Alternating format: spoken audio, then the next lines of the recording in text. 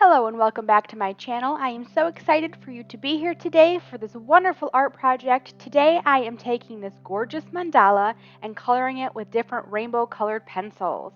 I have been obsessed with using all of the colors of the rainbow with my colored pencils with my drawings ever since I took one coloring page and used all 300 of my colored pencils from my Kalour 300 colored pencil kit.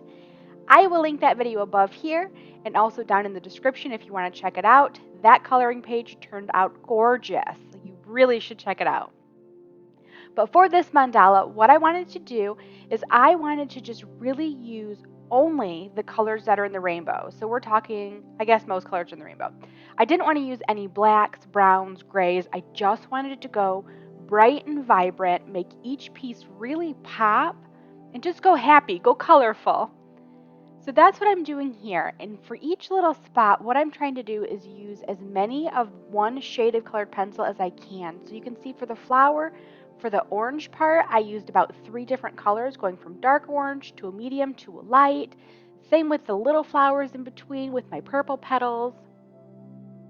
And then for this, I'm just doing 3 different colors for the dots. So I tried to go a little bit more intricate with my pencil layering for some of the larger areas, but then kept it simple for some of the smaller areas, just with one color, no shading. What I love about something like this piece here is there are absolutely no rules, and there's just no rules with coloring anyways. There's a lot of people who try to compare themselves to people who have been coloring for decades, who shade, who can literally make coloring pages look like you're looking at a photograph. Don't do that. You be you. You color this however you want to. There are absolutely no rules. Sometimes I love coloring things realistic, like I did when I colored these beautiful roses right here. I'll link that above.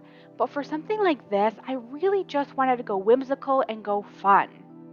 There's something to be said about just grabbing any colored pencils that you want and just putting it anywhere that you want on the page and just really mixing and matching and going. So for these dots here, I decided to literally go in order of the rainbow. So I'm coloring them in different shades of pink, moving to my red, my reddish orange, orangish yellow, yellow, you get the picture, and just going around those dots like that. One of the great things about this Kalour 300 color pencil kit is because there are so many different colored pencils in it, it's really, really easy to find the shades that you need to blend into the other colors.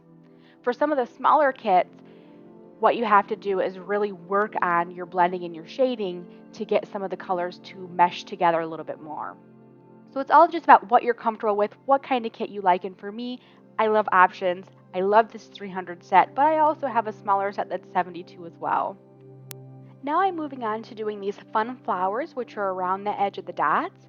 I didn't want to start with this dark pink flower being right on top of the pink dots. I wanted to separate them. I didn't want your eye to be drawn to just red in one chunk of this page and then all the orange in another chunk, all the yellows in another. I really wanted to separate them while still using the rainbow theme around it. So for these flowers, of course, I'm still going in the rainbow color by starting with the dark pink, going to my reds, and then I'm going to be going to a dark orange, a dark yellow, a light yellow, you get it, and just continuing to go all around those, alternating my colors like that.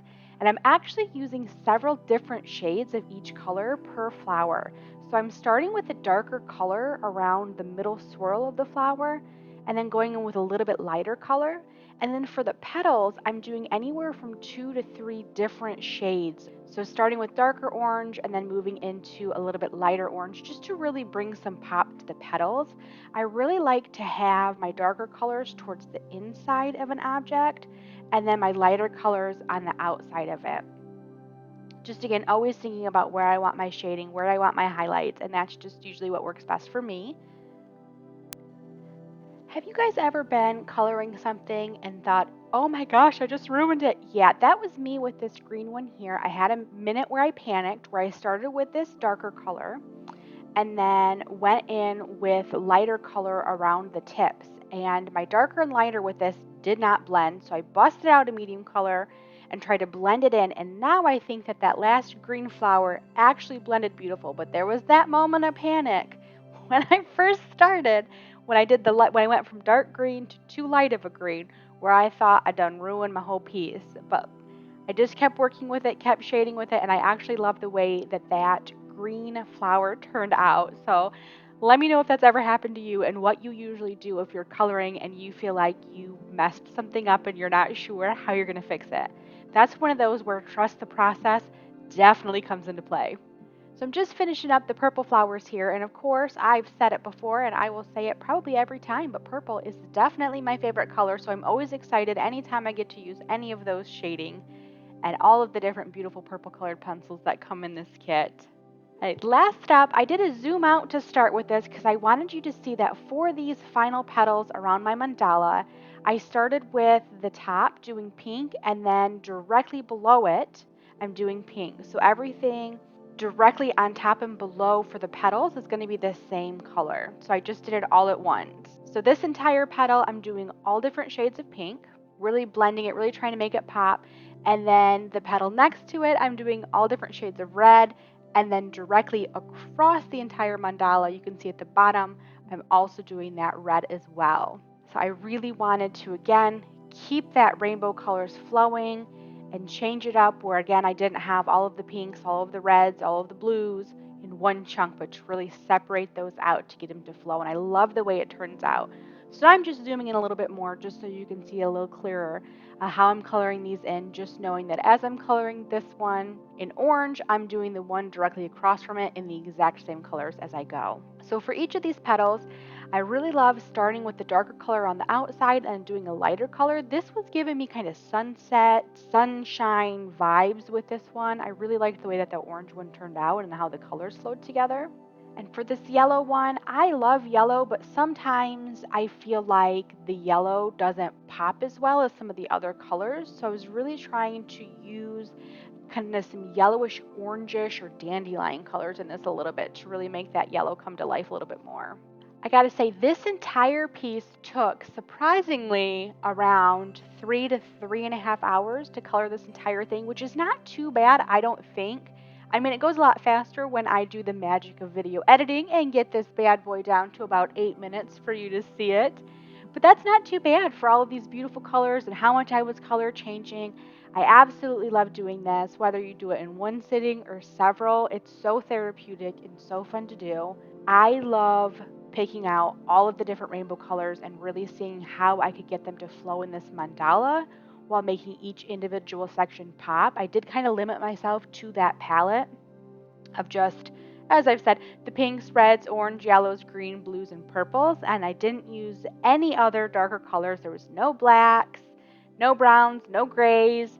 I didn't use any metallics or any neons. I just stuck to a very simple palette. I find these types of art challenges to be so much fun. Just getting my imagination to just flow freely and seeing the different art pieces that I can create that maybe I didn't think I could do to start with.